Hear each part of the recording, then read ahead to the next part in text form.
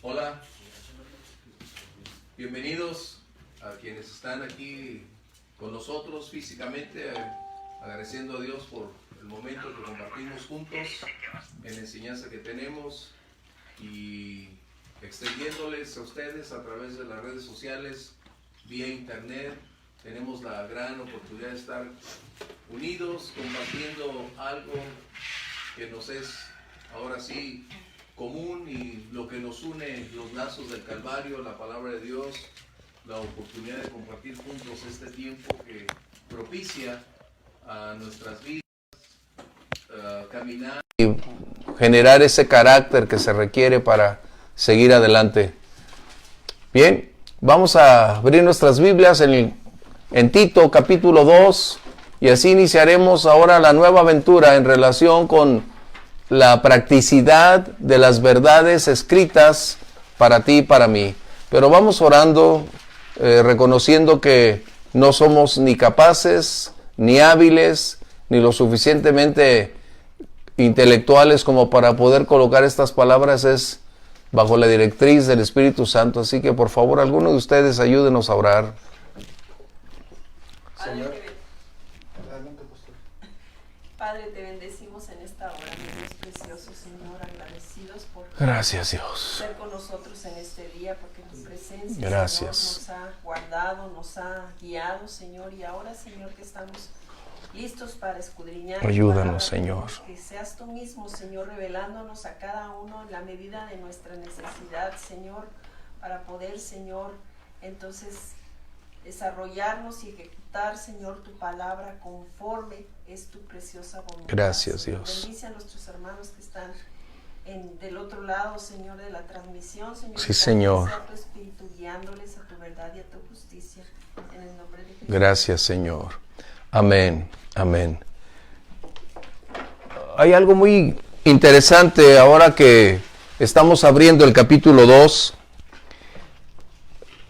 Venimos a un momento en el que se amplía nuestra perspectiva acerca de qué hacer en relación con la gran diversidad de miembros de la congregación, cómo tratarlos, cuál deberá ser nuestra conducta, nuestro comportamiento. Recuerden, no solo es una carta pastoral para instruir a quienes están al frente, sino para todos aquellos que somos miembros de la iglesia. En otras palabras, aunque fue originalmente dirigida para saber cómo debes comportarte dentro de la iglesia, esto no inhibe a cada uno de nosotros para poder tomar lo que se requiere y de esa manera continuar adelante. ¿Estamos bien? Permíteme entonces leer lo que dice los primeros 2 versos de este capítulo 2 de Tito.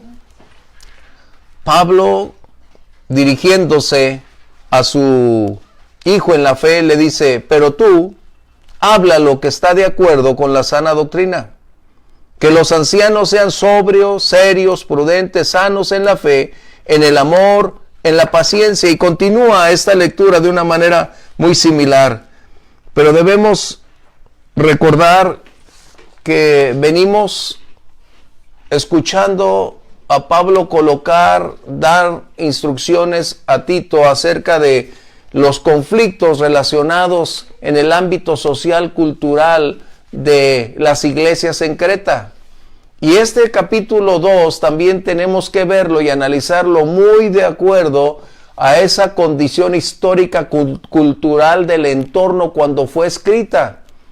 Porque hay algo que necesitamos puntualizar, es que cuando Pablo está tocando algunos puntos en relación con las mujeres, pareciera que estamos colocando a un gigante misógino, hablando en contra de la mujer y colocándola bajo un contexto donde pudiera creerse que Pablo está apuntalando y aún apoyando a que las mujeres no tuvieran capacidad de desarrollo, de identidad, de superación. No, debemos entender que el ámbito donde la iglesia estaba desenvolviéndose, las jóvenes de ese tiempo solo tenían prácticamente 2 opciones: o dedicarse al ámbito cultural donde la prostitución o donde las prácticas eran totalmente liberales, o entrar en el templo donde era realmente el aspecto religioso donde sus cuerpos eran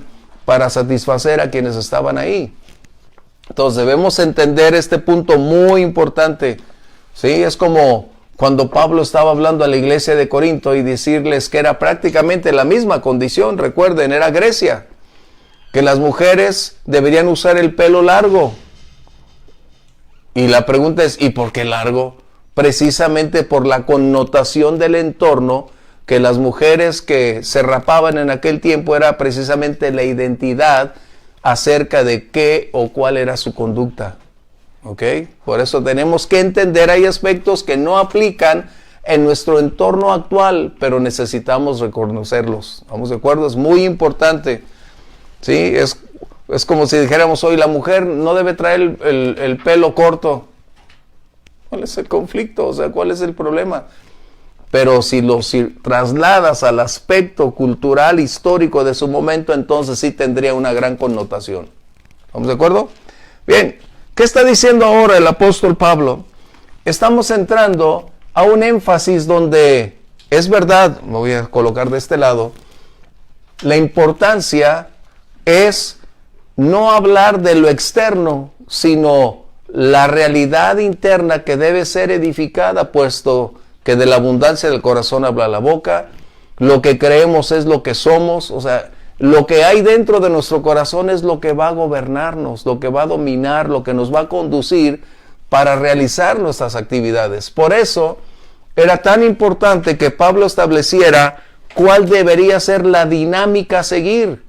Y esta propiciaría obviamente que el antídoto para contrarrestar los grandes embates que ya habían destruido familias, que ya habían estado en un grande conflicto, es la sana enseñanza. O sea, la doctrina quiere decir lo que se enseña, lo que permanece, lo que se cree, lo que se practica, lo que debe considerarse por siempre. Estamos hablando de doctrina, ¿estamos de acuerdo? ¿Sí? Comentarios. Recuerden, también a ustedes, por favor, quienes están a través de las redes sociales, sus aportaciones son bienvenidas y trataremos de, en la brevedad, darle seguimiento, contestarles. Ok, acabamos de leer entonces el verso 1 que habla directamente acerca de cuál debería ser la manera en que Tito se comportara ante su entorno espiritual, social, a causa de las grandes dificultades que se estaban viviendo dentro del contexto de las iglesias. Cuando hablamos de iglesia, recuerden, hablamos de todas las iglesias o congregaciones de Creta, ¿sí? Porque luego yo también me voy a colocar en ese punto, ¿sí? Pablo había estado señalando los requerimientos para los líderes, así como las deficiencias de aquellos que estaban al frente. Algunos bien intencionados, pero eso no significa que sea lo correcto tener un buen corazón y puedes instruir mal o conducir mal.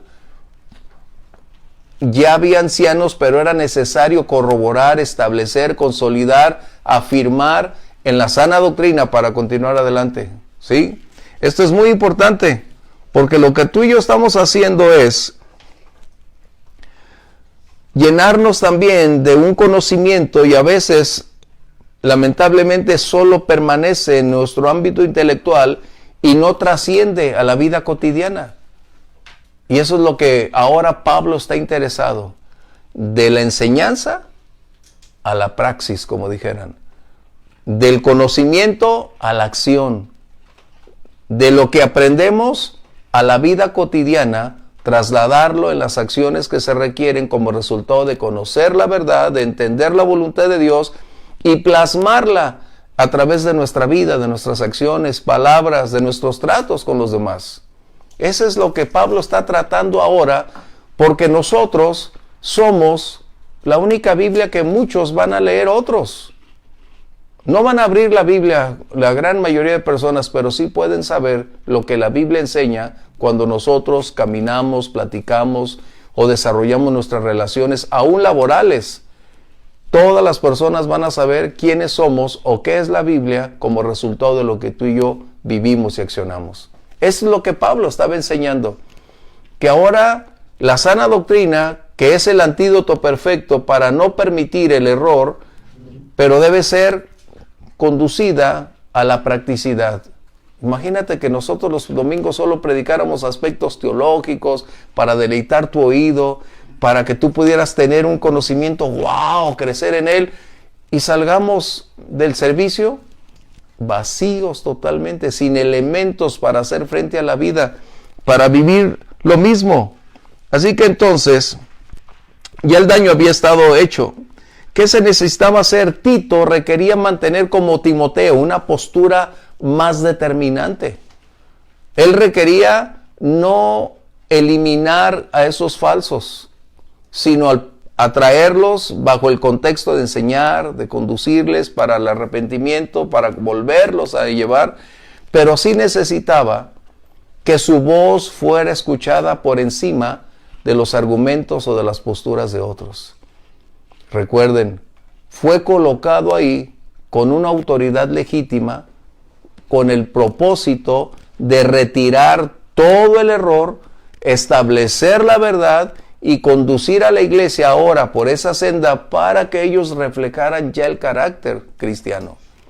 Lo que estaba pasando es que se estaban alimentando de una falsa enseñanza y por consiguiente en su entorno, que era demasiado abierto, o como pudiéramos decir una palabra que refleje la calidad moral de aquellos días, era, no vamos a decir mundana, porque eso a veces nada más para ti, para mí en el contexto bíblico, muy liberales, y yo le agregaría como de muy open mind, de una mente muy, muy abierta, donde todo era lícito, donde todo prácticamente era posible.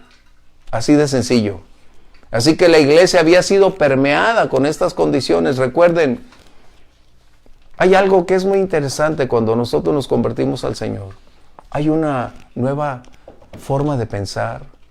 Hay un deseo de hacer cambios. Hay un estilo de vida diferente porque el Espíritu Santo lo está produciendo. Pero en ellos estaba esta condición en que todavía su propia naturaleza propiciaba una alta fuerza para tratar de no escuchar la voz del Espíritu Santo y moverse en el ámbito natural. Este es el problema de la falsa doctrina o de la doctrina que es muy grata. Así que, bien, vamos adelante entonces. ¿Cuál era el punto? Hay dos cosas que Tito necesitaba hacer. La primera, tener la palabra de Dios como la fuente de vida o la fuente de revelación de la misma manera en que él había obtenido lo que era él. En otras palabras, él debería preservar la verdad, compartir la verdad que había recibido, lo que él era en relación con un líder, con su conducta, para poder transmitir efectivamente un mensaje. Porque si tú y yo no vivimos lo que practicamos, aunque les digamos la verdad, no será congruente, no habrá una armonía. No seríamos como políticos nada más, que dicen algo y viven totalmente lo opuesto. ¿Estamos bien? Otra de las cosas que deberían ser es llevar a la práctica lo aprendido. Algo que me quedó muy claro de este gran físico, matemático, Einstein. Él dijo una verdad muy clara: el conocimiento sin práctica es nulo. Esa es una verdad que nosotros necesitamos recordar una y otra vez. De nada sirve o aprovecha el tener una gran capacidad de almacenamiento de información si no hay una mínima evidencia de llevar a la práctica lo que se conoce. ¿Sí? Esto es a lo que Pablo está colocando. ¿Sí? ¿Por qué? Porque los principios que nosotros estamos aprendiendo nos van a conducir a aprender el carácter cristiano. El carácter que Dios espera de nosotros. Recuerden, hay dos naturalezas luchando dentro de nosotros.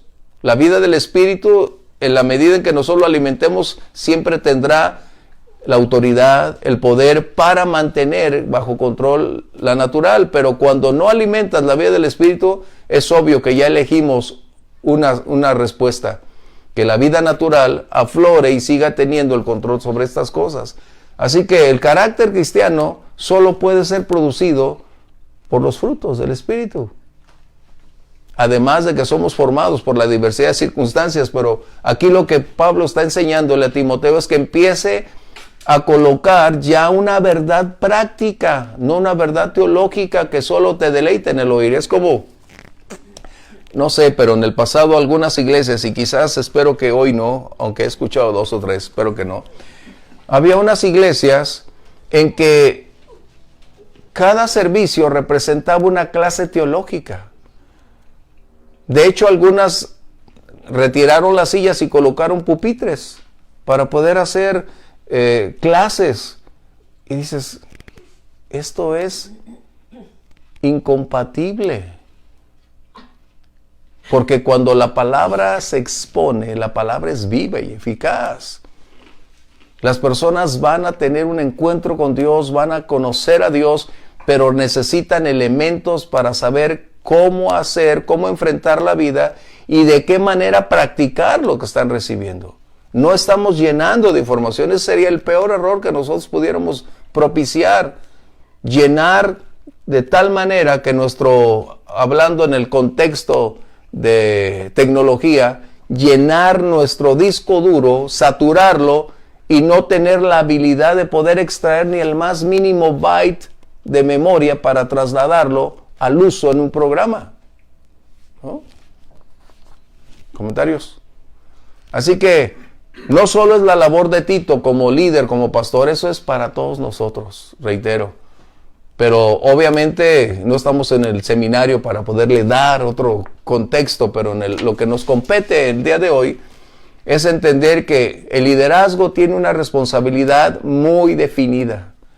No es para moverse en su opinión, en su punto personal, ya está escrito. Las normas ya están escritas. Si seguimos las normas establecidas por el Señor, es probable que nos equivoquemos, pero no nos desviaremos de la verdad. Caminaremos en la senda que produce libertad, produce vida, hay perdón. Las personas van a tener hambre y sed de Dios y van a buscar lo que tú y yo hoy queremos y anhelamos. Pero ese es un punto muy importante. ¿Ok? Pasamos a algo que es el verso 2. ¿Alguna pregunta? Recuerden, la sana doctrina, ¿qué es? La enseñanza perdurable. Es incambiable. Como dijeran algunos, inerrante. Esa palabra a veces no parece entrar en concordancia con nuestro vocabulario, pero quiere decir, inerrante es, jamás requiere un cambio, jamás pasará de moda, nunca se hará antigua, obsoleta, jamás estará olvidada. Quiere decir que es la permanente realidad, es como si Dios la declarara en este mismo instante. ¿Sí? Verso 2. ¿Cuál era el propósito ahora? Recuerdan, había estado hablando de líderes que habían fallado, pero ahora coloca a otras personas con algunos aspectos que deben ser muy importantes. ¿Sí? Recuerden, el punto que Tito requería hacer era la transmisión de las verdades con la misma transparencia, veracidad y con la misma actualidad como él había recibido. Y colocar el Antiguo Testamento a la par como el Espíritu Santo lo había revelado desde la perspectiva del Calvario. Recuerden eso, por favor. El Antiguo Testamento nos fue legado como enseñanza. Y hay tanto que aprender. Por eso Pablo era capaz de colocar todos los aspectos que para nosotros parecen tan difíciles de entender, del tabernáculo, de las ofrendas, de las mesas, de todo lo que se... Pero para Pablo, a través del Espíritu Santo, fue la gran oportunidad para plasmarlo de tal manera que hoy lo que tú y yo sabemos es prácticamente a través de los escritos de Pablo, por lo que él pudo palpar. Bien, ¿cuál era el propósito entonces de estos versos 2 y 3 acerca de los ancianos. La primera cosa que debo recordarte, que un punto relevante en la iglesia es la diversidad de sus miembros. Y esa diversidad nos enriquece. El domingo comenté que la iglesia requiere de jóvenes y niños, porque son el presente y el mañana. Y no quise ser muy severo porque había algunas personas ya de mayor edad y decir que si no tenemos esa calidad de jóvenes y niños, vamos a ser como los dinosaurios. Nos vamos a extinguir. ¿Verdad? Como dice Elsa, que somos como las canicas. Dice, cada día más cerca del hoyo. Pero no, tenemos que darnos cuenta entonces que hay una diversidad dentro de nuestro contexto que tenemos que aprender cómo vivir con ellos. Tenemos que aprender que el proceso de envejecimiento para algunos debe contener para ti y para mí una oportunidad de aprender como para instruir, para compartir la experiencia que se tiene. Eso es muy importante. Los viejos no son una carga. Y cuando hablo de viejos no estoy hablando de ancianos que ya no pueden moverse. Estamos hablando de personas en una edad avanzada que tienen una habilidad, un talento, una capacidad aprendida, que son tan rica su experiencia que la pueden compartir para bendecir a quienes todavía no tenemos ese nivel. O sea, es increíble que hoy estamos tratando de alejar a las personas con un alto valor de conocimiento, de capacidad, de espiritualidad, porque los consideramos una carga, porque los consideramos que ya no son útiles, que ya no son una cara fresca para una generación joven, cuando deberíamos tenerlos en honra sabiendo que quienes están ahí han pagado un alto precio para lograrlo. Bien, lo que está enseñando entonces que hay un enorme potencial en los ancianos. Acuérdense, los ancianos son aquellos que sirven en la iglesia, ¿sí?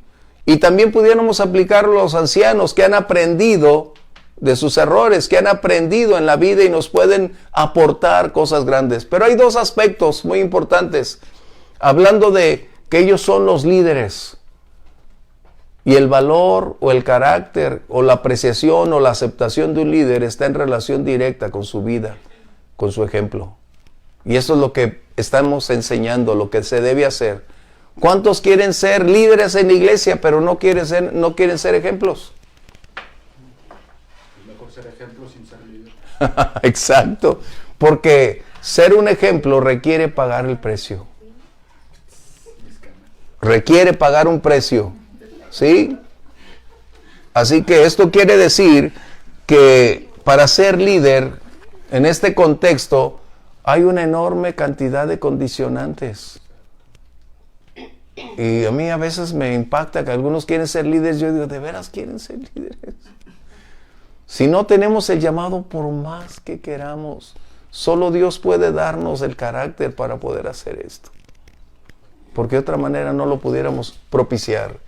Así que entonces Pablo está enseñando que el enorme potencial que se está gestando dentro del contexto de la vida cotidiana, es decir, lo que la edad cronológica está cobrándonos la factura, debería ir en proporción con la capacidad de aprender, con la habilidad de discernir lo bueno de lo malo, con valorar lo que es impactante o importante de aquello que es temporal y que carece de un impacto para una vida espiritual en el mañana.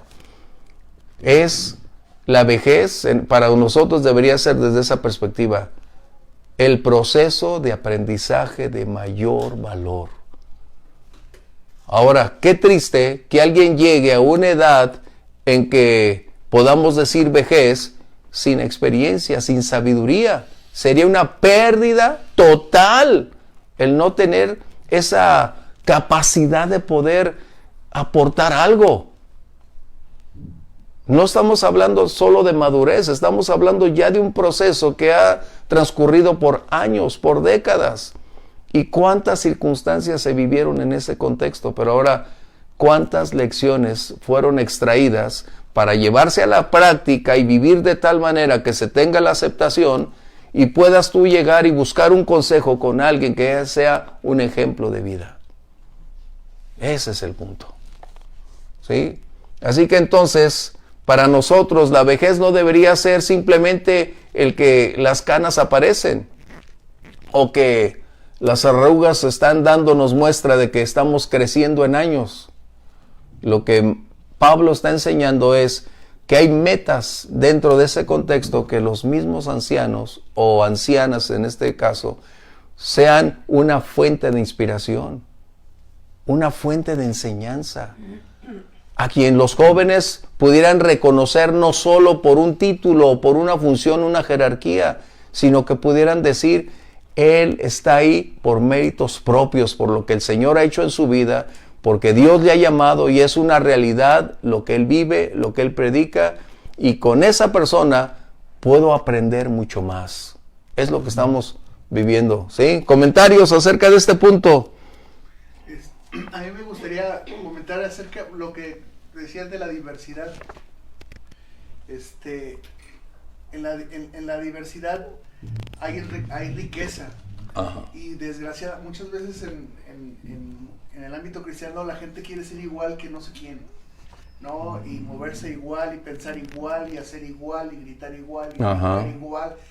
Y eso, la realidad es que crea líderes falsos o gente no auténtica, ¿no? O sea, exacto. Que pues copian lo de los demás, pero pues eso se queda en la superficie, porque no es algo que se produce desde el corazón o desde el carácter, desde la estructura misma de la persona, ¿no? Así es. Y a veces piensan, pues es que yo le hago así, le hago así, y me debería de resultar igual que a la otra persona, ¿no? Y por otro lado también, el ser líder, no puedes liderar todo lo que se te presenta enfrente, que esa es otra cosa, porque de repente encontramos a los líderes multifuncionales que quieren liderar esto, quieren liderar lo otro, quieren liderar aquello, y la realidad es que se rompe la diversidad y no se deja, y no hay el fruto que se pudiera tener, porque lideré aquí, lideré allá y lideré allá, pero no es bueno para todo. A lo mejor puede sobrellevar las cosas, pero la realidad es que pues al final también se ve el fruto de lo que se está liderando.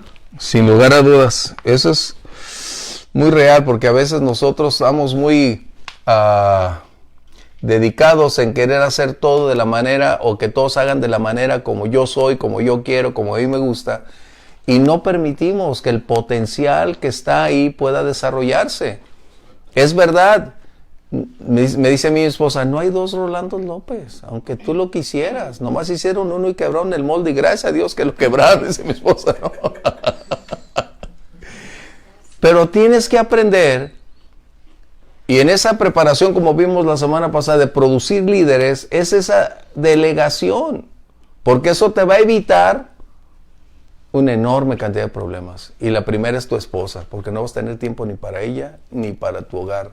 Y aportando un poquito a lo que dice Adrián, cuando no hay un líder específico para un área, es ahí en donde entra el que un líder pueda abarcar una, dos o tres partes de liderazgo, de ministerio en la iglesia, porque no los hay, no se han levantado, no hay gente que no tiene llamado para estar al frente. Pues al principio, cuando estás iniciando una obra, el pastor entra con todo, pero estás enseñando a través del ejemplo. Y estás orando de igual manera, Señor, ayúdanos para que escoge. Tú dices que si oramos por obreros, Señor, ayúdanos. Y entonces el Señor va a empezar a mover, a traer, a levantar.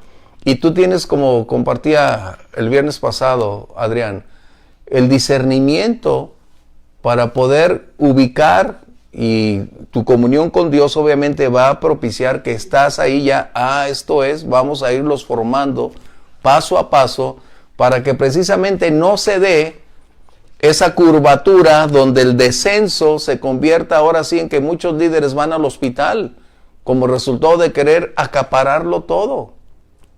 ¿Okay? Por eso es importante que el Señor, en esta diversidad, nosotros aprendamos que hay una enorme amplitud y el Señor nos ayude a desarrollarlo de esa manera. ¿Sí? ¿Okay? Bien, uno de los puntos que me gusta es que en esta diversidad el apóstol coloca 4 aspectos para hombres y también para mujeres, obviamente. Algunos que ya se vieron anticipadamente, pero ahora Pablo coloca 4 metas que van a conducir a la madurez y al desarrollo del carácter para ser los líderes confiables.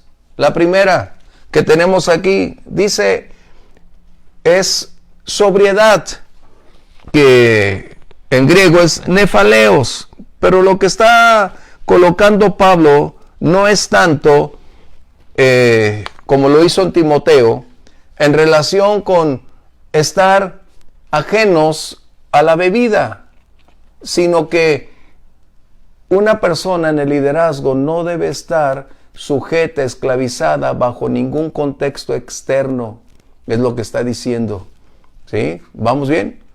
¿Sí? Aunque ya lo vimos en Timoteo y se repite prácticamente parte de este contexto, sí, aquí... En sí. este contexto no se refiere nada más a algún tipo de vicio, de alcohol, cigarro, etcétera, sino también algún, bueno, en las hojas viene algún tipo de problema o de círculo que le está afectando su vida y le impida estar en el liderazgo con una transparencia, Exacto. con una jerarquía para poder llevar el ministerio. Exacto, lo que está diciendo es que alguien que esté en el liderazgo no está hablando de alguien perfecto, de una persona perfecta, no, está diciendo que como tú y como yo tenemos dificultades, necesidades, pero alguien en esa posición no debe estar bajo ninguna condición que esté sobre él. Es decir, que él ya no tenga poder ni dominio de sí mismo, sino que algo más define lo que es o lo que tiene que hacer. Eso es tan importante, porque eso es parte de lo que un líder debe revelar a través de su vida, de su conducta.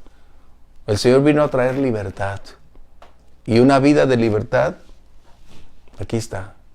No estamos diciendo que no hay problemas, no, pero que no hay un contexto donde, por ejemplo, la codicia se convierta en su amo y señor y todo lo que haga es como resultado de estar al frente porque hay algo que domina su mente, sus intereses y toda esa pasión es como resultado de que hay algo que está produciendo esas acciones, pero no es la correcta.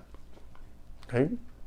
Es muy importante esto. No solo estamos hablando de libertad de un vicio, de cualquier cosa que ejerza una presión o domine su vida, Amargura en su corazón, incluyéndolas, que eso se manifiesta en el mundo. incluyéndolas, sí. Yo agregaría el asunto de la unción. Ajá, O sea, para poder mantener la sobriedad se necesita la unción de Dios. O sea, se necesita así es. que Dios venga con su poder y esté ahí. Porque en el momento en que comenzamos a no trabajar con la unción, comenzamos a buscar otras cosas que nos motiven, que nos llenen. En cambio, la unción te empuja, te llena, es como el aceite que cae, ¿no? O sea, es lo que hace que haya la facilidad de hacer las cosas. En el momento que deja de haber ese aceite, comienza a haber calentamiento, como en cualquier... Y la fricción de todo, pues comienza uno a buscar algo que nos dé la sobriedad que no nos puede dar más que Dios mismo, pues, ¿no? Así es. Que nos ayuda a resolver los problemas. Claro, y además, cuando eres dueño de ti mismo en este contexto, hay una perspectiva más clara, más amplia, que es precisamente lo que muchas personas vienen a buscar. Y esa consejería o lo que tú necesitas hacer como líder es compartir que hay un mundo mucho más amplio, que hay una perspectiva más amplia de lo que sus ojos pueden estar observando de las circunstancias que está enfrentando. Tenemos que aprender a valorar lo eterno de lo temporal para poder colocar más nuestros intereses, nuestras inclinaciones en aquello que es para toda una eternidad que para aquello que es simplemente por un momento. O sea, esto está hablando sobriedad, que tienes la estabilidad para continuar sin ninguna condición externa y te conduzca a la senda gloriosa. ¿Sí? Hasta aquí vamos bien, comentarios. La otra, ¿qué dice? Serios. Serios, pero no como aquellos que están con caras largas, como si los hubieran bautizado con naranjas agrias, ¿no? Que no se ríen, no hablan, que no tienen una oportunidad de sonreír, no. Con almidón. Esta palabra en griego significa reverencia.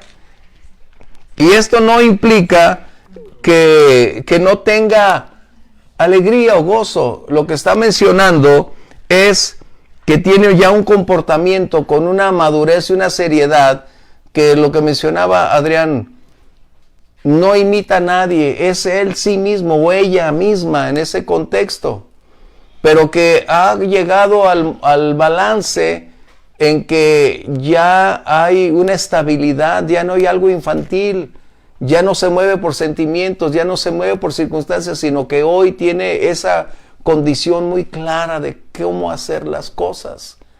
Pero eso no inhibe que no tenga una buena relación. Bueno, yo conozco 2 o 3 pastores. Te cuesta trabajo sentarte con ellos. Te cuesta trabajo sentarte con ellos. Porque pesada su plática. Su persona crítica. Es como recibir un golpe cada vez que hablan. Porque pareciera que han perdido el gozo de la vida. Yo conozco varios y cada vez que vamos a una reunión, no, vaya, me trato de sentarme en otro lugar porque no es grato. Y ya cuando estás desayunando parece que te dieron mejor hiel en vez de café o algo. No se puede. Y yo digo, ¿cómo harán? ¿Cómo estará la congre? ¿Y cómo estará la esposa? O si la esposa no entra en actividad, no sé. Pero es algo que no cambian. Y no sé si tengan una mala impresión de que el pastor es ser serio, inamovible, inflexible. No, eso no es el pastor. O sea, tampoco vas a ser alguien que se ríe de todo, pero sí, finalmente el buen humor es parte de la vida cristiana. Dice, el gozo del Señor es mi fortaleza, o sea. Como el que ya no nada de perrito. Necesitamos tener esta condición. ¿Okay? Comentarios. Aquí puse en las hojas, no aburrido, ¿no? Qué aburrido es cuando tienes a alguien que ni se ríe, ni platica, y luego cuando quiere bromear, no sabe ni cómo, y es crítico. A mí se los digo porque a veces que voy a una reunión y los conozco, digo, ay no, mejor busco con alguien más amable, con alguien más afín, pero ya cuando me toca sentarme, sé que lo que tengo que hacer, con calma, alegrarme, compartirle y hacer mi trabajo. ¿Sí? ¿Comentarios? Pues es que la posición de liderazgo, de pastoreo, en los niveles de estrés es demasiado estresante. Uh-huh. O sea, no sé, es más estresante que ser cardiólogo. O sea, sí, o sea, de las consideradas o sea, hay niveles, tablas de estrés, y la cuestión del ministerio es muy estresante. Y especialmente si se quiere, como dice, o sea, manejarse con esta conducta seria, pues, sí. O sea, sabiendo quién soy, pues, en Cristo, conducirme de una manera correcta. Pero es demasiado estresante cuando el Espíritu Santo no está tan presente como debería de estarlo. Y entonces todo lo estoy haciendo para agradar a los demás. Todo lo estoy haciendo porque lo tengo que hacer, porque ¿quién más lo va a hacer? Todo lo estoy haciendo porque entonces es que la iglesia se va a caer. Cuando realmente necesitamos descansar en Dios y movernos en el poder del Espíritu Santo para decir, ¿sabes qué? Pues la vida es más ligera, ¿no? Sí. Sí hay muchas broncas, sí, pero necesito, o sea, para poder vivir en Cristo, necesito dejar de ser yo y dejar que Él sea, y entonces caminar en libertad. Tenemos que aprender cómo hacerlo. Es que entonces solo es natural si no se vuelve en apariencia, ¿no? Claro. Ese es un punto muy importante también. Pero Es que no podemos engañar a todo el mundo en todo el tiempo. Es decir, tarde o temprano va a evidenciarse. Entonces, ser lo que somos, como Dios nos llamó, y sobre todo, ir cada día aprendiendo a crecer, a madurar, que eso es parte de este proceso. Por eso está diciendo que la vejez debe aportar esa riqueza para dejarnos conducir como somos, como el Espíritu Santo nos va moldeando, nos va forjando, y de igual manera evidenciar siempre esa condición de gozo.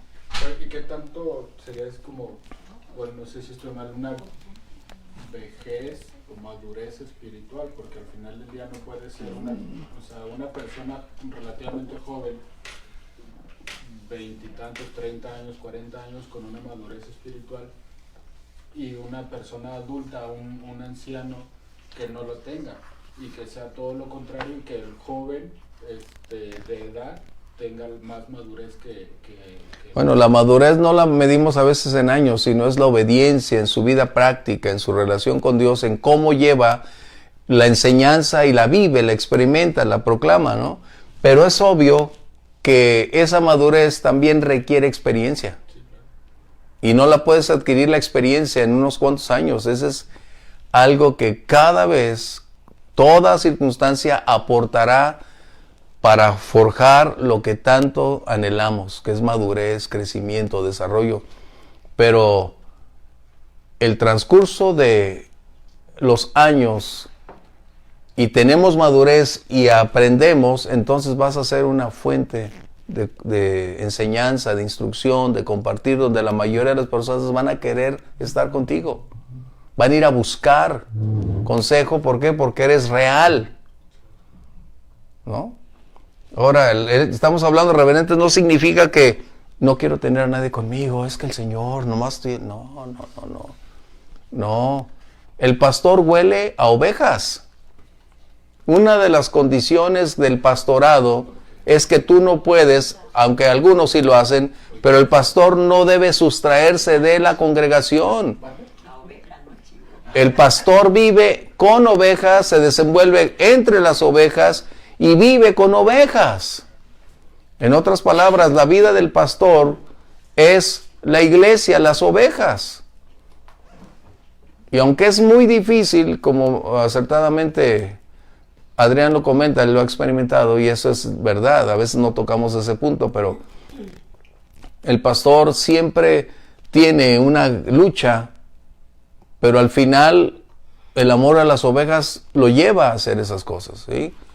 Por eso el Señor Jesús dijo, las ovejas oyen mi voz y me conocen. ¿Por qué? Porque esa relación siempre debe estar ahí, pero cuando el pastor solo dice, no te puedo atender, haz una cita con mi secretaria dentro de 6 meses. Espérame. Espérame. O sea, yo entiendo que en la medida del crecimiento de una congregación hay otros pastores, pero el pastor principal, su mayor ocupación debe ser orar, la palabra y las ovejas. Debe tener esa prioridad. El estudio de la palabra y la oración, esa es la prioridad. Pero como pastor, necesitas estar ahí. Porque a veces las ovejas conocen más a los copastores o a los líderes que al pastor. Porque anda viajando, se la pasa en el apostolado y casi nunca está en la iglesia. Y ese es un conflicto que se tiene, aunque algunos digan, bueno, es que me invitan a ser así, pero el deber principal del pastor es su congregación. O sea, tú podrás salir de vez en cuando, pero no como la norma de dejar a la iglesia. Es como se va el papá y deja a un cuidador de los niños ahí en vez de él. ¿Sería así? ¿Hasta aquí vamos bien?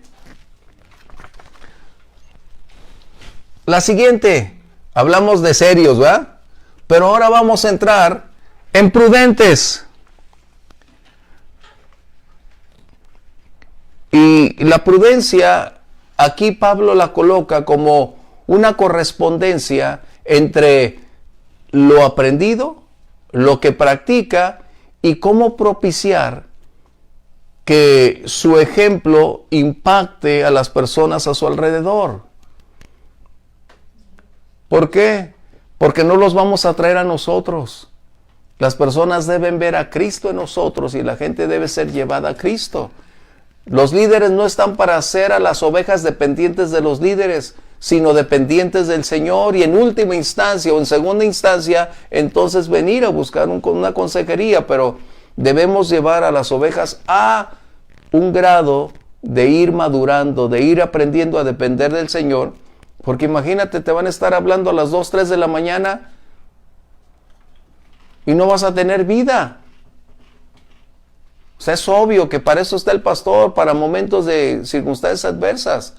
Pero en la vida cotidiana, si enseñamos, como estamos aquí, la práctica de esa verdad, les permitirá desarrollar su fe, desarrollar su confianza en Dios, aprender a tomar decisiones, aprender cómo enfrentar la vida.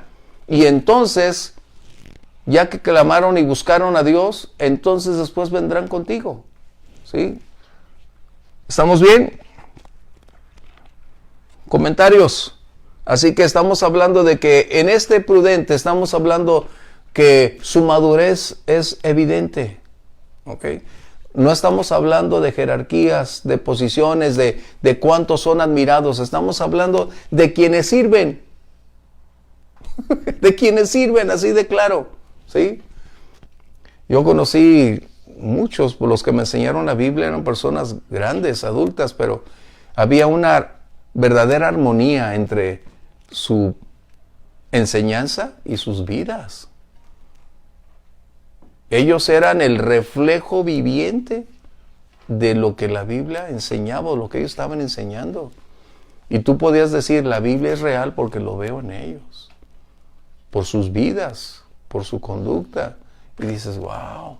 Y obviamente nos dábamos cuenta de sus limitaciones como humanos, o de sus carencias, pero eso no implicaba que no tuvieran esa realidad en su vida.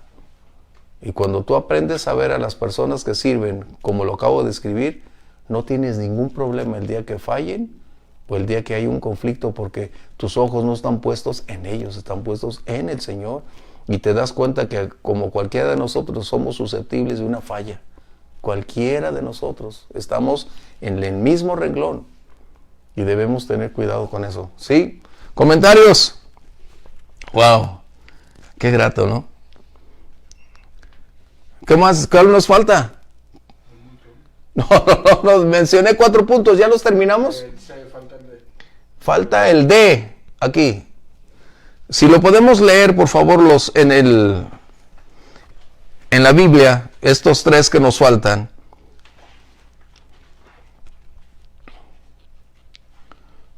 Esta trilogía de 3, ¿no? ¿Sí es verdad? ¿Ahí es una trilogía de 3?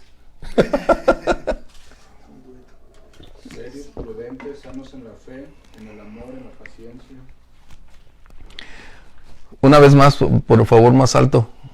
Que los ancianos sean sobrios, serios, prudentes, sanos en la fe, en el amor, en la paciencia. ¿El 3? No, hasta ahí, los 3. En 1 Tesalonicenses 1:3, Pablo también está mencionando este contexto de... ¿Pero qué está diciendo acerca de la fe? ¿No? Que la fe crece en el curso de los años. 1:3. La fe se va desarrollando, en otras palabras, ya cuando se llega a este nivel de edad o de experiencia o de madurez, no es que se la sepan de todas, pero han aprendido a confiar en Dios en las buenas, en las malas, en las difíciles y en las peores. Han sabido cómo enfrentar los días soleados como los días de tormenta. O aún cuando el barco se está hundiendo como en el Titanic y ha naufragado, su fe fue desarrollada de tal manera que aprendieron cómo mantenerse de pie. Tan es así que han llegado a esa postura, a ese nivel, a esa madurez en la iglesia. ¿Ok? ¿Qué dice 1 Tesalonicenses 1:3, por favor? Acordándonos sin cesar delante del Dios y Padre nuestro de la obra de vuestra fe del trabajo de vuestro amor y de vuestra constancia en la esperanza en nuestro Señor Jesucristo. La obra de su fe. Porque la fe es acción. La fe nos mueve a extendernos. La fe nos lleva a mirar al invisible. La fe nos conduce en las promesas de Dios, y aun cuando en las encrucijadas de la vida no sabemos cómo actuar, la palabra de Dios, la fe, la oración, la revelación del Espíritu Santo nos lleva adelante, y esa es fe. Desarrollar esa capacidad de creer en Dios por encima de lo que parece imposible. Lo dice en el versículo 4, de vuestra elección, de creerle. Así es. Por lo tanto, los últimos 3 que estamos viendo ahora, esta trilogía, dice después el amor. Y está hablando no del amor por sí mismo, está hablando que el amor en este contexto de madurez los ha llevado, o nos debería llevar a ustedes y a mí principalmente, a buscar el bienestar de otros, a dar en amor lo que hemos recibido y propiciar que otros tengan lo mejor o sean levantados, fortalecidos, y aún nosotros pagar el precio de ir, de acudir por amor a ellos. Eso es lo que hace el amor. Por eso el himno del amor en 1 Corintios 13, cuando Pablo está escribiendo, es algo que no solo es un aspecto intelectual, debe ser la vivencia, la vida cotidiana, la práctica, porque el amor es lo más grande. Como dice, la fe, la esperanza y el amor es lo más grande, dice Pablo, pero yo les voy a mostrar algo más grande, algo que trasciende, algo que no solo tiene que ver con lo temporal, ni aún con lo terrenal, es algo que trasciende por una eternidad, y es el amor de Dios. Así que hay algo que debe identificarnos a nosotros, el amor. Y en la medida de llegar a esta posición, el amor debe ser la parte más importante, el ingrediente más sólido que debe tener un anciano, un servidor, es el amor. Si tú no tienes amor, vas a alejar a todas las personas de ti. Eso es algo indudable. Por eso está mencionando que estas últimas 3, primero es la fe, el amor. Recuerden, el amor es nuestra decisión. Pero el apóstol Pablo en Romanos 5 escribe que el amor ha sido ya derramado en nuestros corazones por el Espíritu Santo. En otras palabras, todos los creyentes tenemos la capacidad, el potencial de amar. Claro, hay unos que no se dejan amar, son duros de amar, ¿no? Como la película Duros de Amar. Pero aún así, no cesamos de amarles. Como un hermano que estuvo con nosotros en la iglesia en donde crecimos. Y pues crecimos ahí, conocí a mis hijas. Cuando nos fuimos al ministerio, él nos visitó con su esposa a la iglesia. Y desarrollamos siempre la amistad por muchas décadas. Y un buen día, él era un poco ambivalente en sus aspectos. Y un buen día recibo una llamada. Hola, ¿cómo estás? Bien, ¿y tú? Bien. Desde ahora ya no quiero que me busques. No quiero que me hables. Ya no quiero ser tu amigo. Yo dije, wow. Pero, ¿por qué no? Porque no quiero. Y yo, obviamente yo lo conocí desde muchísimos años. Y yo entendí. Y yo entendí que obviamente él estaba en un momento de esa naturaleza. Pero ¿qué era el punto? Respetar su situación y mostrarle amor. Que era algo que sí es lo que tú puedes elegir, puedes hacer. Y cuando su esposa me llama después, ok, escuché la conversación. Digo, no te preocupes. No te preocupes. Le digo, lo conozco hace tantos años que no me afecta. No me afecta. Pero dile que lo sigo amando como desde la primera vez. Y se lo dije a él antes de despedirme. Bueno, ya partió con el Señor. Ya, por eso. No, no es cierto. Ya partió con el Señor este año. Ya partió con el Señor este año. Como dice un amigo mío, ya se están muriendo los que antes no se morían. ¿verdad? Así que sí le pude decir, no te preocupes, yo te amo y no hay ningún conflicto. Pero ya no quiero que me hables ni me busques. No te preocupes, pero te amo todavía, ¿no? Y mira, esto es algo que tú y yo podemos hacer. Cuesta, pero finalmente lo mejor que tú y yo podemos dar, enseñar y compartir es el amor de Dios. Porque ese amor no lo podemos producir, es algo que está ahí. Exactamente, o sea, yo es lo que, o sea, en alguna ocasión le he compartido a alguien, es que tú das lo que tienes, y así te digan, te hagan, pues esto es lo que tengo el amor de Dios y pues es lo que te doy, o sea, tan sencillo como es. Y que recuerden, por eso Pablo mencionó, lo más grande es el amor. El amor de Dios, obviamente, no el amor que tú y yo tenemos, el amor fileo, no. El amor ágape, es la fuente de la cual sí podemos nosotros tener. Y ya ha sido derramado en nosotros. Así que todo creyente tiene esa capacidad. Si no lo desarrollamos, es como un músculo. Si tú no desarrollas el amor, seguirá estando tan pequeño, tan diminuto como un grano de mostaza. Pero en la medida del ejercicio, de la práctica, ese amor va a ir desarrollándose, creciendo. Ahora, no significa que porque tienes amor, todo el mundo te va a abrazar. El amor sufre. El amor es defraudado. En el amor hay lágrimas. En el amor hay dolor. Hay pena. O sea, lo que hablaba Adriana hace unos momentos. Y duele. Pero ese amor es el antídoto precisamente para contrarrestar todas esas heridas y salir adelante. Pero en la medida en que desarrolles ese amor. Si no lo desarrollas, estamos perdidos. ¿Sí? Así que el amor sufre. El amor, ¿quién dijo que no? O los hombres no lloraban. Yo lloro cada rato delante del Señor. O sea, eso es algo que está ahí. ¿Verdad que sí? El amor duele. ¿Ah? El amor, dice Elsa, mucho. Sí, nos duele. ¿Sí?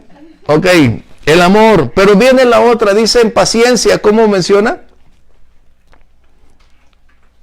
Tito, la trilogía de 3, por favor. El amor y la paciencia. Ok, aquí la paciencia no solo está hablando de cómo enfrentar, cómo superar. Aquí está diciendo cómo transformar las dificultades, las circunstancias adversas para bien a lo largo de nuestros años. Es extraer lo bueno de cada adversidad. Es como mencionamos, el amor, hay lágrimas, hay dolor. Es cómo aprovechar esas circunstancias para enriquecer mi vida a pesar del dolor que me generó esa situación. Con este hermano que ya partió con el Señor, gracias Dios, no es cierto. Con el hermano que ya partió. Era el regañable, Jorge. ¿Mande? Era el regañable. Era el regañable. Él era regañable, ¿no? Este hermano a mí me trajo una prueba de ese amor. Porque cuando él me lo dijo, la primera reacción, ¿cuál es la tuya? Pues, me da igual, que te vaya bien, ¿no? Es tu primera reacción, devolver la misma moneda.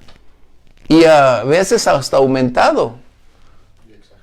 ¿Verdad? Pero a mí me permitió aprovechar esa condición para darme cuenta que verdaderamente había ese amor y que lo podía poner en la práctica. De mí dependía si dar el paso, decirles, yo te sigo amando por encima de todo, o decir, pues como quieras, que te vaya bien, al cabo ya ni... Yo tampoco. ni yo, ¿verdad?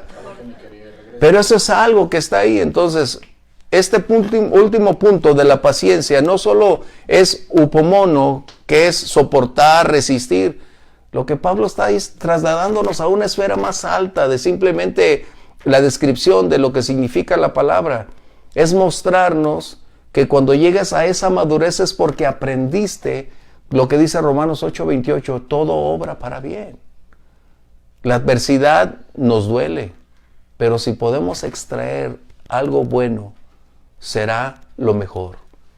Tú y yo podemos amargarnos o decidir enriquecernos por encima de esas circunstancias. Entonces, eso es madurez.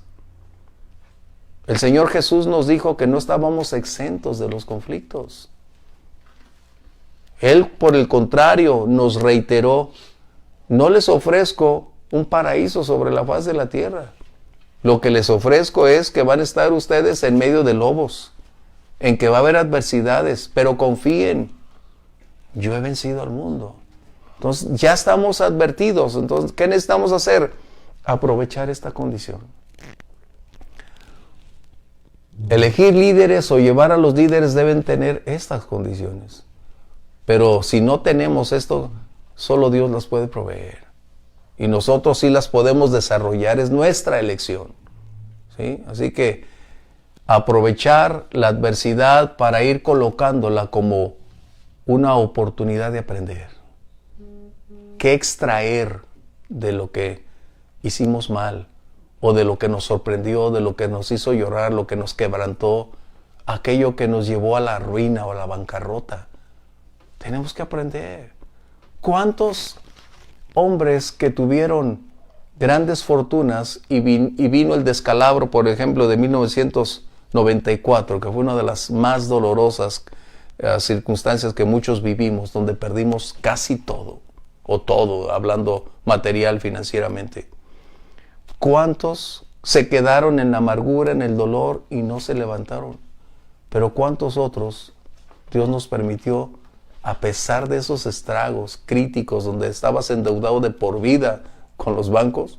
El Señor nos permitió aprender para remontar esa situación y después decir: gracias, Dios, porque tú nos has dado ahora sí cómo y qué hacer. Por eso a la gran mayoría de los que vivimos esas circunstancias no somos tan crédulos ni de los bancos ni de los gobiernos, porque hemos aprendido a no confiar de la misma manera como estábamos antes.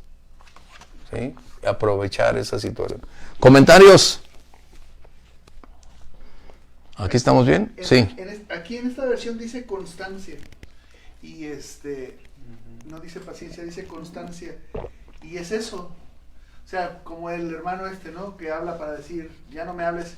Lo que realmente estaba diciendo era lo contrario, ¿no? O sea, y con ese tipo de personas y en ese tipo de circunstancias, lo que se requiere es paciencia, constancia. Es no cejar en el asunto de decir: no, ya me doy por vencido, ¿no? O sea, si eso hubiera sido, pues, en algún momento Jesús hubiera dicho: ya, Pedro, o sea, no se puede contigo, ¿no? O ya no se puede con este o con el otro, ¿no? Eres una piedra en el zapato, ¿no? Sí, o sea, pero la realidad es que se necesita la constancia y perseverar y perseverar y perseverar. Recuerdo un niño que nos decía: ódienme, pues aunque quieras que te odiemos, te vamos a seguir amando y a pesar de las circunstancias te vamos a amar. Y hacía todo lo posible porque no fuera así. Y sin embargo, seguía recibiendo amor y fue cambiando con el tiempo y hasta que cambió. Amén. Amén. Recuerden, eso es un principio que la Biblia establece. El amor genera amor. Y no nos cansemos, como dice Pablo, no nos cansemos de hacer el bien, que a su tiempo lo recibiremos o cosecharemos. ¿Okay? Imagínate que el pastor golpeara mal por mal. No se puede. Debes llegar, o los líderes deben llegar a ese punto, a mantener el dominio de sí mismos ante esas circunstancias. Qué difícil es, debo decirte, qué difícil es. Pero es algo que vas desarrollando. Es como cuando, y sí me sorprende, como cuando hay debates de presidentes o de candidatos, se dicen cada cosa cara a cara, tan cerquita. Yo digo, ¿cómo soportan? ¿Cómo pueden contener? Porque te están agrediendo así a 30 centímetros de tu cara. Y mantienen, mira, por dentro probablemente están explotando, pero en lo externo mantienen esa. Así que nosotros tenemos que aprender a enfrentar o cómo vivir bajo presión. Eso es lo que está diciendo en esa ser de constancia. ¿Hasta aquí estamos bien? ¿Comentarios? Bien, vámonos al otro punto, donde ahora Pablo da un giro para hablar acerca de las mujeres. Ya mencionamos algo. Pablo no está en contra de la mujer. Ahora sí debo hacer alguna mención.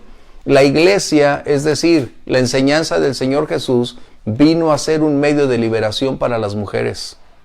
Vino a traer propósito, libertad, destino.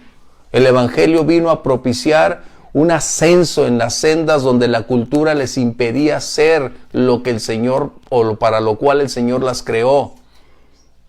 Por eso es importante que nosotros aprendamos a discernir. La iglesia también ha sido un medio para que la mujer pueda explotar, o si no explotar, externar la totalidad de su potencial.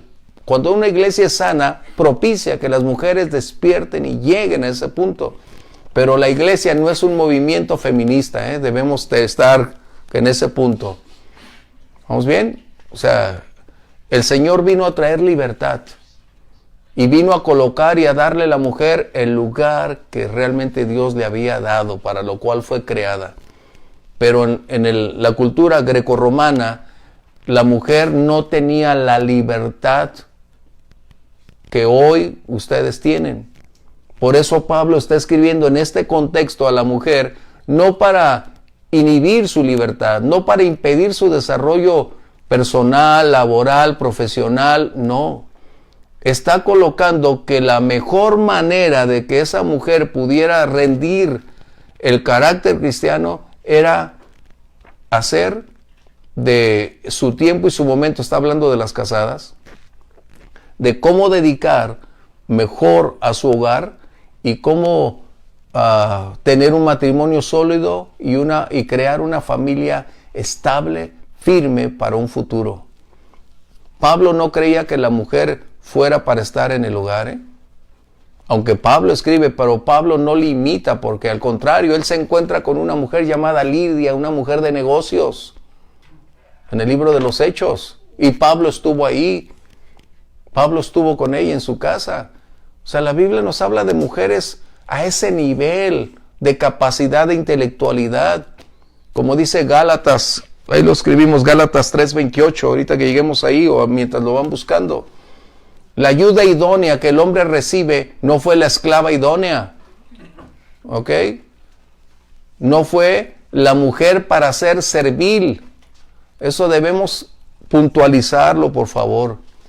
La mujer no es la esclava en el hogar, es la ingeniera que define, diseña, establece los parámetros de hasta dónde puede crecer o alcanzarse. Por eso dice la Biblia que la mujer sabia construye. Fíjense bien, a la mujer se le confiere un alto grado de capacidad constructiva, de creatividad. Es la arquitecta prácticamente de lo que está dentro de su contexto. Qué impactante cuando tú lo ves así. Pero nos han reducido en nuestra cultura mexicana que la mujer debe estar detrás de la puerta, que la mujer no sirve para más que estar en la casa. No es verdad. El Señor mismo en su palabra nos enseña cómo la mujer tiene un enorme potencial. ¿Y qué podemos decir?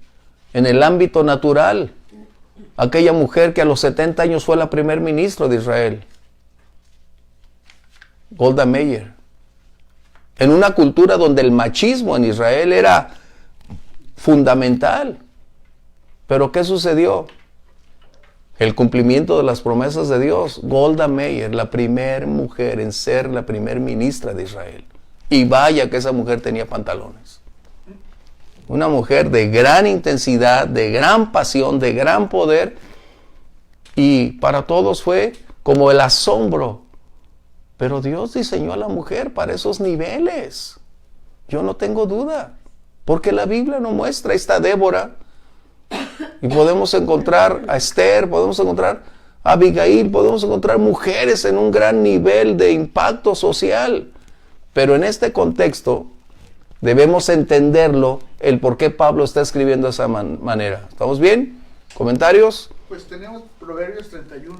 Exacto. O sea, esta mujer que se describe en Proverbios 31 es sorprendente. Y especialmente estamos hablando de su época, o sea, o del momento que es escrito. Es una mujer que hace negocios, una mujer que hace y deshace, y aparte tiene cubiertos todas las, o sea, los rincones de su casa a sus hijos, a su esposo, o sea, Sí, no es, el parámetro es muy grueso. Pues. claro.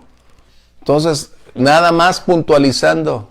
Gálatas 3:28 dice, bueno, si alguien lo lee, por favor. Ya no hay judío ni griego, no hay esclavo ni libre, no hay varón ni mujer, porque todos vosotros sois uno en Cristo Jesús. Así de sencillo.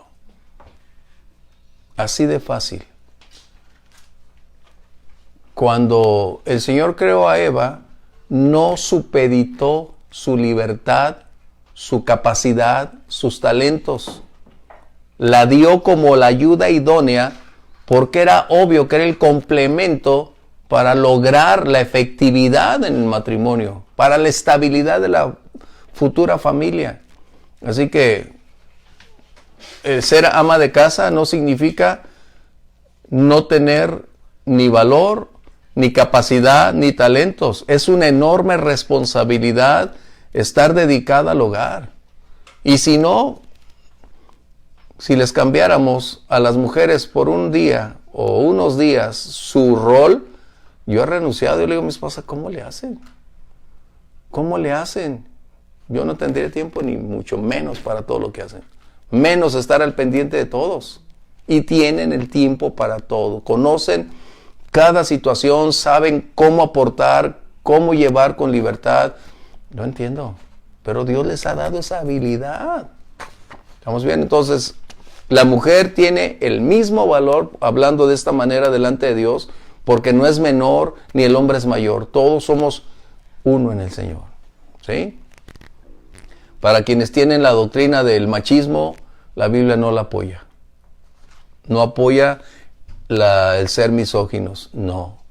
Por el contrario, la Biblia nos dice que la mujer debe ser tratada como un vaso de gran valor, de gran precio, que a la vez es muy frágil, dice Pedro. Entonces, ¿vamos bien en el balance? Porque luego hablamos de esto y, pastor, es que la mujer ustedes la ven como un pedazo de herramientas. No. Cuando alguien se casa y puede decir, contigo me gustaría pasar el resto de mi vida y tener hijos con los cuales tú seas la imagen, el modelo, la que tú... qué distinto. ¿Sí? Bueno, no es clase de matrimonio. Pero al final, eso es parte del aspecto, ¿sale? Podemos leer el verso 3 de Tito, por favor, donde habla de las mujeres. O es el 4 y el 5, ¿no? O 3. Tito 2. Ay, híjole, ya es hora de concluir esta clase. ¿El de las ancianas? Sí. ¿El 4 y el 5? 4 y 5. ¿O el 4 cuando habla de...?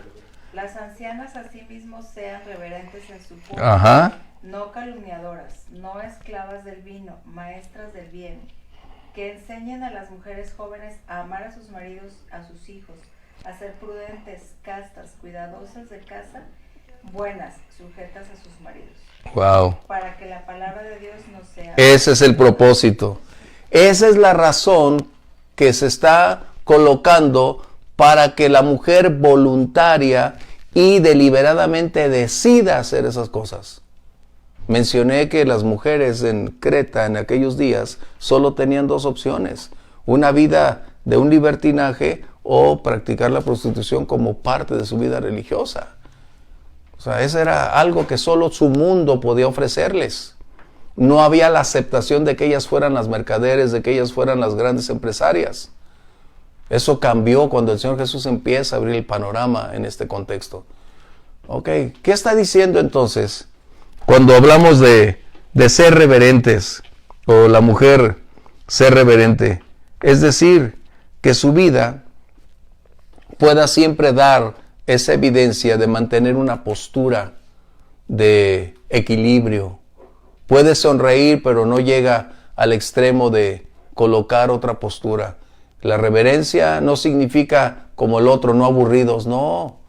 Mantener esa condicionante que hace posible que su vida se convierta siempre como en una dedicación de adorar al Señor, o más bien tiene su propósito en la vida de saber que ella nació, vive para adorar y servir a su Dios.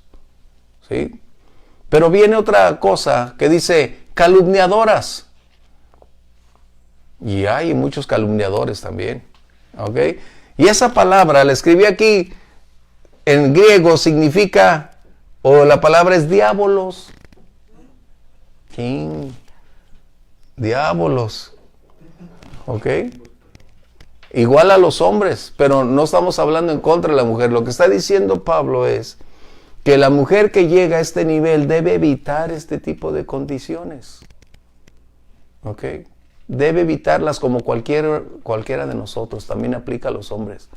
Pero lo que está mencionando es que en ocasiones es la gran mayoría en que decidimos contar historias, sean buenas o sean malas.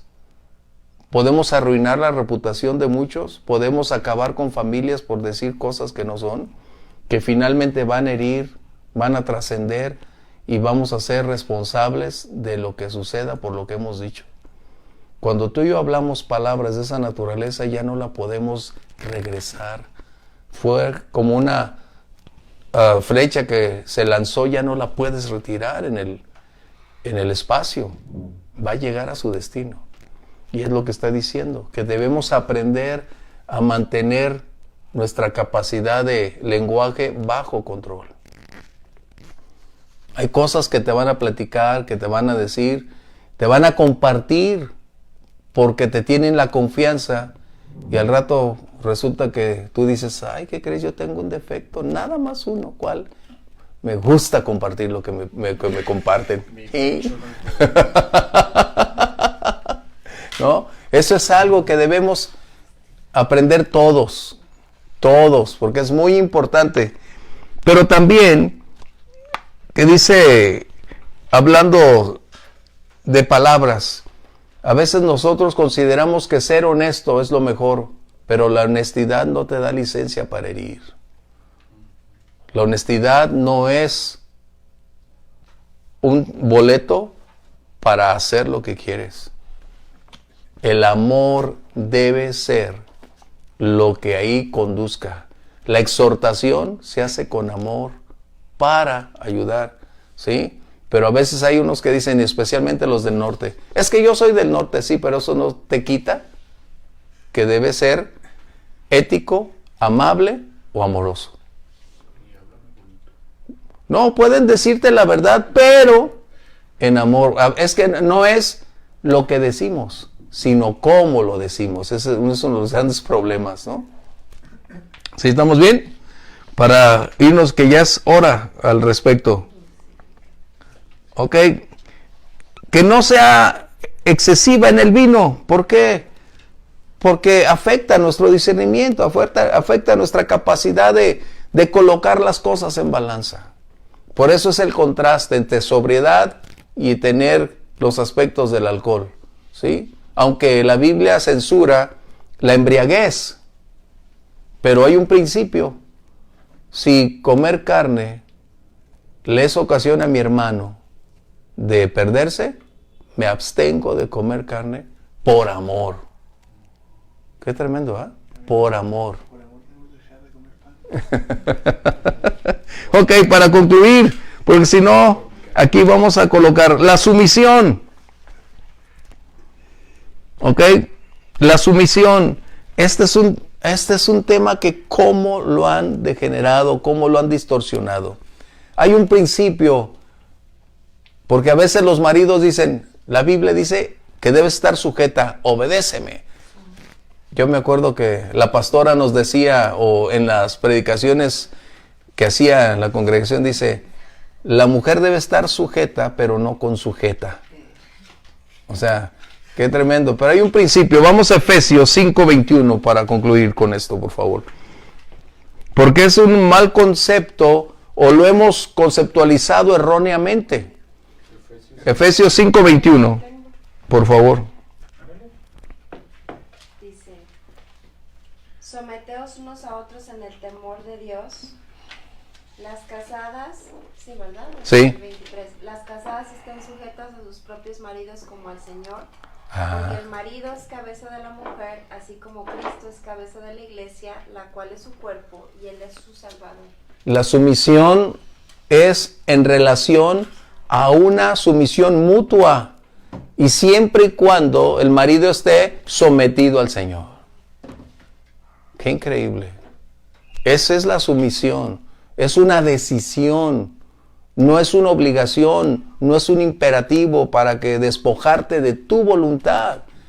Como decía Pablo en Tito, para que el evangelio, para que la gloria de Dios sea conocida. La sumisión es la decisión de caminar en la voluntad y en obediencia a Dios y también como ver esa sumisión el uno con el otro. ¿Qué estamos hablando? De nuestra vida cristiana en ese proceso ascendente. Cuando el marido es más espiritual, no va a obligar a su mujer a hacer algo indebido. Y la mujer tampoco, cuando empieza a crecer espiritualmente, siempre se anticipará muchas cosas o siempre harán algo en armonía y no vamos a utilizar el pretexto de que la Biblia dice, está bajo sumisión, sométete.